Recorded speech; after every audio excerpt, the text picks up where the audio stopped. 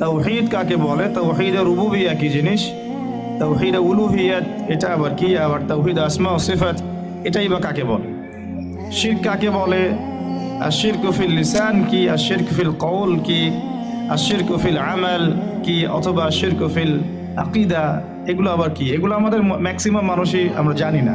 তো এখন শিরকের একটা ছড়াছড়ি আছে, তখনকার শিরকটা ধর্মীয় ক্ষেত্র ছিল, এখনকার শিরকটা মোটামুটি রিলিজিয়াস পার্সপেক্টিভ পার হয়ে ইকোনমিক্সের মধ্যে চলে আসছে, ওয়ার্ল্ড অ্যাফেয়ার্সে আসছে এবং পলিটিক্যাল অ্যাফেয়ার্সের মধ্যেও আসছে, কোনো কোনো ক্ষেত্রে এডুকেশনের মধ্যেও আসছে আর কি।